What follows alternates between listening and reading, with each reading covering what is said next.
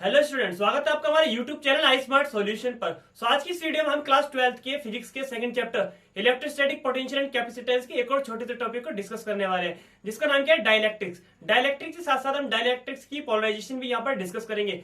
और हाँ, उसके दोनों ही छोटे छोटे पॉइंट जैसे कि पोलर और नॉन पोलर डाइलेक्ट्रिक्स के कॉन्सेप्ट को भी यहाँ पर बहुत अच्छे से क्लियर करने वाले हैं। आई होप से ये टॉपिक आपके लिए बहुत ज्यादा यूजफुल है, कॉन्सेप्ट आपको बहुत अच्छे से क्लियर है। वीडियो आपको बिल्कुल भी पसंद आए तो वीडियो को लाइक करना ना भूलें। अगर आप चैनल पर नए हैं तो चैनल को सब्सक्राइब जरूर कर दें, जिससे कि आने वाले सभी लेटेस्ट टॉपिक आपके पास टाइम टू टाइम पहुंच सके। थैंक्स।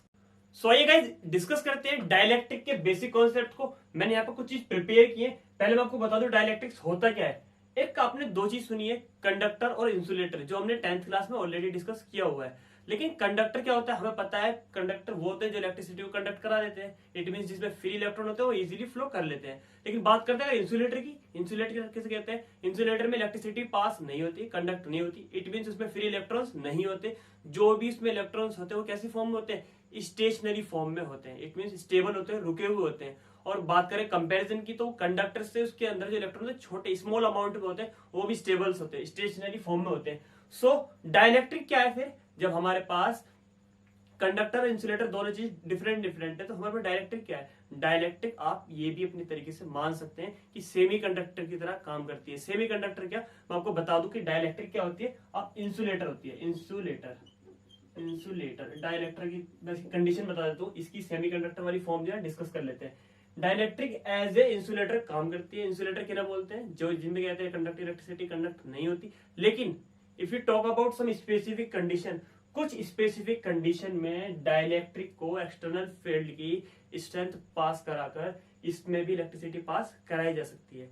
सो देखते कंडीशंस क्या क्या है। मैं पहले कंपैरिजन बता दूं कि डाइलेक्ट्रिक्स होता क्या है। इंसुलेटर होता है, ये क्लियर है, लेकिन डायग्राम की हेल्प से देखते हैं। ये कंडक्टर है और ये एक डाइलेक्ट्रिक है। कंडक्टर में और डाइलेक्ट्रिक में फर्क क्या होता है? करंट तो दोनों में पास हो जाता है, मैंने बताया था। कुछ स्पेसिफिक कंडीशन में पास हो जाएगा जब मैं एक्सटर्नल इलेक्ट्रिक फील्ड की स्ट्रेंथ इसमें पास कराने वाला हूँ, यानी कि हाई स्ट्रेंथ पर। तो मेरे पास ये कंडक्टर है। पहले कंडक्टर वाला कॉन्सेप्ट समझते हैं। ये कंडक्टर है।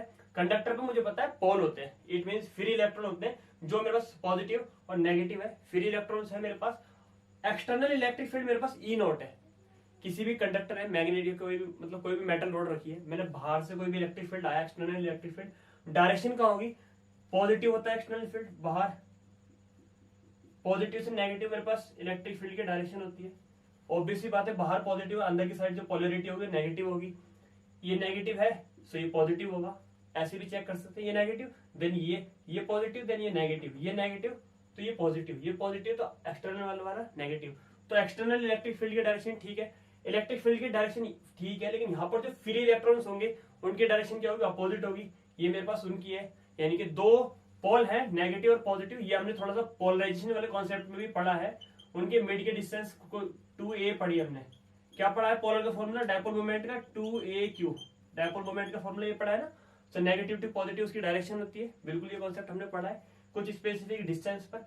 ये मेरे पास इलेक्ट्रिक फील्ड की इंड्यूस्ड वो है, इलेक्ट्रिक फील्ड है। इंड्यूस्ड कौन सा? जो मेरे पास फ्री इलेक्ट्रॉन्स ने जनरेट किया। अगर हम बात करते हैं इस केस में, दोनों ही मेरे पास ये ई नोट है, दोनों ही इंड्यूस्ड इलेक्ट्रिक फील्ड, बाहर वाला electric field, external electric field और इंड्यूस्ड इलेक्ट्रिक फील्ड दोनों ही आपस में इक्वल आ जाएंगे। इट मींस इस केस में यहाँ पर मेरे पास दोनों इक्वल आ जाएंगे, दोनों ही एक दूसरे को कैंसिल आउट कर देंगे और यहाँ पर एक्सटर्नल इलेक्ट्रिक फील्ड जीरो हो जाएगा इस केस में। लेकिन बात करते हैं डाइलेक्ट्रिक के कॉन्सेप्ट में। सो यहाँ पर जो मेरे पास डाइलेक्ट्रिक है, डाइलेक्ट्रिक में मेरे पास एक्सटर्नल इलेक्ट्रिक फील्ड क्या है? ई नॉट है। और बात करें इसके इंड्यूस्ड इलेक्ट्रिक फील्ड की, ई पी है, मैंने पी नॉट कर लिया क्योंकि डायपोल मोमेंट के अकॉर्डिंग यहाँ पर मेरे पास इलेक्ट्रिक फील्ड आने वाला है, नेगेटिव और पॉजिटिव के मिड में। अब मेरे पास ये वाला जो इलेक्ट्रिक फील्ड होगा, जस्ट आप सोचिएगा यहाँ पर फ्री इलेक्ट्रॉन्स थे, कितना हाई हमारे पास इलेक्ट्रिक करंट फ्लो हो रहा होगा। और दोनों ही इक्वल अमाउंट में, इंटरनल और एक्सटर्नल दोनों ही इक्वल अमाउंट में इलेक्ट्रिक फील्ड होते हैं जब भी कैंसिल आउट करते हैं। लेकिन अगर बात करते हैं डाइलेक्ट्रिक की, तो डाइलेक्ट्रिक में कंडक्टर की कंपैरिजन में छोटे छोटे इलेक्ट्रॉन्स होते हैं और वो स्टेबल होते हैं। तो हाई स्ट्रेंथ पर मुझे एक्सटर्नल इलेक्ट्रिक फील्ड कैसा करना पड़ेगा? हाई करना पड़ेगा। जैसे कि मैं भी डेफिनेशन में आपको बता रहा था कि इंसुलेटर कुछ स्पेसिफिक कंडीशन में, जब एक्सटर्नल इलेक्ट्रिक फील्ड की स्ट्रेंथ हाई हो जाए, एक्सटर्नल इलेक्ट्रिक फील्ड की स्ट्रेंथ हाई हो जाए, सो इंसुलेटर कैसा? से डाइलेक्ट्रिक की तरह काम करेंगे। डाइलेक्ट्रिक इन द सेंस कि वो इलेक्ट्रिसिटी जनरेट कर जाएंगे, हमें करंट पास करा देंगे, यानी कि कंडक्टर की तरह बोल सकते हैं बिहेव करेंगे। लेकिन ध्यान रखना आपको, मेरे पास जो एक्सटर्नल इलेक्ट्रिक फील्ड होगा वो ग्रेटर होगा in comparison than induced electric field की। एक्सटर्नल बाहर वाला इलेक्ट्रिक फील्ड कैसे होगा, हाई होगा in comparison than induced electric field. अंदर वाला कम क्यों होगा, क्योंकि उसमें छोटे छोटे इलेक्ट्रॉन्स हैं और वो स्टेबल्स हैं, तो इसलिए मूव करने में बहुत स्लो मूव होंगे, इसलिए बाहर वाला इलेक्ट्रिक फील्ड हाई होगा। लेकिन वो मूव तो करेंगे ना, इट मीन वहां पे करंट होगा, बेशक उसकी स्ट्रेंथ कम होगी एक्सटर्नल की कंपेरिजन में, लेकिन करंट तो होगा ना यहाँ पर। सो इसलिए ये वाले पार्ट को डाइलेक्ट्रिक्स कहते हैं। हमारे पास कोई भी इंसुलेटर है, लाइक एग्जांपल ले लेते हैं, वुड है, वाटर है, वैक्यूम है, एयर है, माइका है, बहुत सारे ग्लास है, बहुत सारे ऐसे इंसुलेटर है जिनके मिड में इलेक्ट्रिसिटी पास नहीं कर सकती, इंसुलेटर है। लेकिन हम इंसुलेटर का डाइलेक्ट्रिक्स बना सकते हैं कब, एक और छोटा सा एग्जांपल ले लेते हैं अच्छे से समझने के लिए। मैं थोड़ा सा पॉइंट इरेज कर लेता हूँ, फिर हम यहाँ पे अच्छे से समझ लेंगे इसे कि कैसे हमारे पास, ये मेरे पास कोई भी एक छोटा सा इंसुलेटर का है, कोई भी मीडियम ले लेते, एयर है, एयर है मेरे पास, यहाँ पर इलेक्ट्रॉन्स है। मैं आपको छोटा सा पॉइंट और यहाँ पर क्लियर हो जाएगा। इलेक्ट्रॉन्स है जिन पे चार्ज क्या है, पॉजिटिव और नेगेटिव, पॉजिटिव नेगेटिव चार्ज है। इसमें मेरे पास इलेक्ट्रिसिटी पास नहीं हो रही है अभी, लेकिन मैं बाहर से इलेक्ट्रिक फील्ड पास करा रहा हूँ, तब भी नहीं हो रही। लेकिन मैं इलेक्ट्रिक फील्ड की स्ट्रेंथ को इंक्रीज कर दूं, बढ़ा दूं इलेक्ट्रिक फील्ड, तो क्या होगा, ये पोलराइज्ड हो जाएगा, मीन्स अपने पोल में कन्वर्ट हो जाएगा। पोल कैसे आते हैं, पोलैरिटी हमने पढ़ी है थोड़ी बहुत, ऐसे करके पोल शो करना शुरू कर देगा, ऐसे करके कुछ। सो यहाँ मेरे पास ये दिख रहा है आपको, समझ में आ गया होगा कॉन्सेप्ट, कैसे करके पोलराइज्ड हुआ। ये हमारे पास पोलराइज्ड हो जाएगा, इलेक्ट्रिक फील्ड हमें दिख गया। सो आपने देखा ये वाला कॉन्सेप्ट है, एयर जब हमारे पास high strength of electric current हो जाएगा तो पोलराइज हो जाएगा, और पोलराइज हो जाएगा तो करंट पास करना शुरू हो जाएगा, ये करंट पास करना शुरू हो जाएगा। क्लियर ना हमारा, ठीक है। अब हम एक और पॉइंट देखते हैं, उसका साइन का भी हम क्लियर कर लेंगे। अब एक और पॉइंट देखते हैं, क्या ये हमारे पास डाइलेक्ट्रिक कॉन्सेप्ट क्लियर हो गया। डाइलेक्ट्रिक्स क्या होते हैं, इंसुलेटर ही होते हैं, लेकिन कुछ स्पेसिफिक कंडीशंस में वो एज ए कंडक्टर काम करते हैं। कंडक्टर में उसमें डिफरेंस क्या होता है वो हमें क्लियर हो गया। कंडक्टर में दोनों ही इलेक्ट्रिक फील्ड इक्वल हो जाते हैं, लेकिन डाइलेक्ट्रिक्स में नहीं होते, ये कॉमन इसके अंदर डिफरेंस है। अब डाइलेक्ट्रिक कितने टाइप के होते हैं, दो टाइप के, पोलर और नॉन पोलर।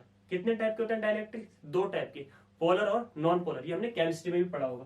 पोलर कौन से होते हैं, जिनकी शेप कैसी होती है, एसिमेट्रिक होती है, डिफरेंट शेप होती है। For example HNO3, NH3, HCl, H2O, CH3OH, ये सभी एग्जाम्पल है। इनकी हमने मॉलिक्यूलर स्ट्रक्चर बनाई है छोटी क्लासेस में, 11th में बहुत बनाई है।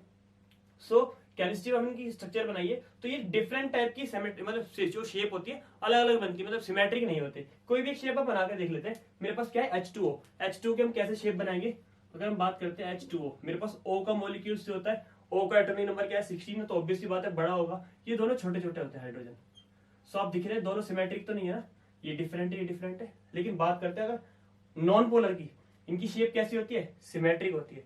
For example H2O2, CH4, CO2, तो यहाँ पर मेरे पास H2 और H2 एग्जाम्पल, H का मॉलिक्यूल सॉरी इसका मॉलिक्यूल दोनों सेम है, तो दोनों की शेप कैसी होती है, सिमेट्रिक होती है नॉन पोलर में। पहली बात, पोलर की बात करेंगे तो एसिमेट्रिक होती है। एग्जाम्पल्स हमारे पास हैं। इसमें एक और छोटा सा पॉइंट, जो नॉन पोलर होते हैं, नो एनी डायपोल मोमेंट। अब जैसे कि ये है, मैं इसका छोटा सा कॉन्सेप्ट और बता दूं, बहुत जनरल है।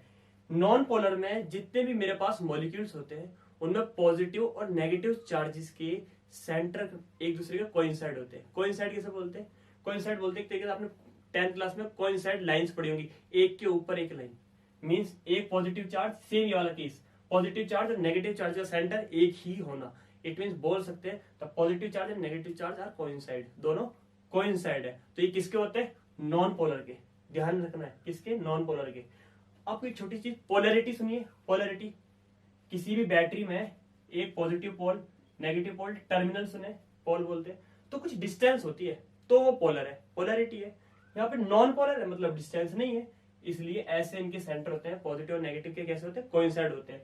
सो नॉन पैरेलल हो गए, नॉन पोलर होगा। अब नॉन पोलर का मींस एक और चीज हो गई, जब पॉजिटिव नेगेटिव था, अभी हमने एक कॉन्सेप्ट और पढ़ा था, अभी ये वाला कॉन्सेप्ट यहाँ समझ लेते हैं। एक पॉजिटिव चार्ज था, एक नेगेटिव चार्ज था, मिड की डिस्टेंस 2a थी। जब भी तो हम डायपोल मोमेंट का फॉर्मूला फाइंड कर सकते थे, P इक्वल में 2qa, हाँ है ना। अगर इनके मिड की डिस्टेंस 2a जो है वो 0 हो जाएगी, क्या हो जाएगी, 0 हो जाएगी। सो मैं 2a 0 रख दूंगा तो पोलर मेरे पास डायपोल मोमेंट क्या आएगा, 0 आएगा। तो ध्यान रखना जब भी इनके मिड की डिस्टेंस खत्म हो जाए, ऐसी फॉर्म में आ जाए, एक का सेंटर दूसरे का सेंटर कोइंसाइड हो जाए, तो डायपोल मोमेंट क्या होगा उनका, 0 होगा। नॉन पोलर का डायपोल मोमेंट क्या होता है, 0 होता है। क्लियर ना। बात करते हैं पोलर के डायपोल मोमेंट की। प्रेजेंट कुछ ना कुछ होता है, मैंने अपनी लैंग्वेज में लिख लिया है कि इसमें डायपोल मोमेंट होता है। क्यों होता है, क्योंकि पोलर जो होते हैं इनके मिड में डिफरेंट होता है। देखो आपने पोलर कैसी फॉर्म होते हैं, मैं अभी यहाँ पे बैटरी वाला एग्जांपल ले रहा था, प्लस और माइनस, इनके मिड में कुछ तो स्पेस है, डिस्टेंस है, तो मैं इसका डायपोल मोमेंट फाइंड कर सकता हूँ, P इक्वल में 2qa, तो इसलिए डायपोल मोमेंट फाइंड कर सकते हैं। तो इसका dipole moment does not is equal to 0, 0 के ऊपर नहीं होता, यानी इट मींस कुछ ना कुछ अमाउंट मेरे पास आएगा डायपोल मोमेंट का। ये सभी बेसिक कॉन्सेप्ट है, किससे रिलेटेड, डाइलेक्ट्रिक्स से रिलेटेड। एक तो छोटा सा टॉपिक और डिस्कस करते हैं, पोलराइजेशन ऑफ डाइलेक्ट्रिक्स, डाइलेक्ट्रिक्स की पोलराइजेशन कैसे होती है, वही बहुत इंटरेस्टिंग सब्जेक्ट है, इंटरेस्टिंग टॉपिक है, तो ये डिस्कस करते हैं। सो ये देखते हैं अब छोटा सा एक और टॉपिक जिसका नाम क्या है, डाइलेक्ट्रिक्स की पोलराइजेशन देखेंगे। डाइलेक्ट्रिक्स हमारे पास दो टाइप के थे, पोलर और नॉन पोलर, दोनों की हम यहाँ पर क्या देखने वाले हैं, पोलराइजेशन किस तरीके से होगी, यानी पोलरिटी। सबसे पहले हम नॉन पोलर की देखते हैं, नॉन पोलर डाइलेक्ट्रिक्स कैसे होते हैं, जिनके नॉन पोलर समझ में आ रहा है ना आपको, अभी जिसके बारे में डिस्कस किया, जो इसके पोल नहीं होते, जिनके सेंटर्स क्या होते हैं, एक दूसरे के कोइंसाइड्स होते हैं, पॉजिटिव और नेगेटिव के, कुछ ऐसी फॉर्म में होते हैं। यहाँ पर मैंने कोई भी electric field, external electric field provide नहीं किया।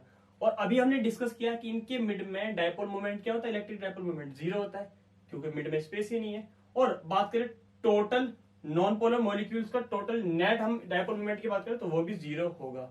ये तीनों ही बेसिक कॉन्सेप्ट। इससे अगर मैं इसमें ऐसा करूं कि एक्सटर्नल इलेक्ट्रिक फील्ड की हाई स्ट्रेंथ पास कराऊं, इलेक्ट्रिक फील्ड मेरे पास एक्सटर्नल इलेक्ट्रिक फील्ड है, so non polar dielectrics polarity show कर देगा इस तरीके से। जैसे मैंने बताया था नेगेटिव पॉजिटिव है, यहाँ इसके पास नेगेटिव आना है, इनके मिड में गैप हो जाएगा, गैप हो जाएगा तो ये इस तरीके से शो करेंगे।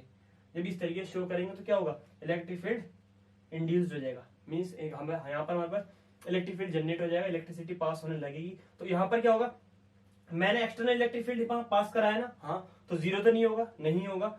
अब इनके मिड में पोलैरिटी के बीच में स्पेस आ गया ना, प्लस माइनस के बीच में, तो जब स्पेस आ गया तो डायपोल मोमेंट होगा, ठीक है, 0 तो नहीं होगा ना, नहीं होगा। जब ये वाला 0 नहीं होगा एक का, अगर सबकी बात करें नेट डायपोल मोमेंट की, तो वो भी 0 नहीं होगा।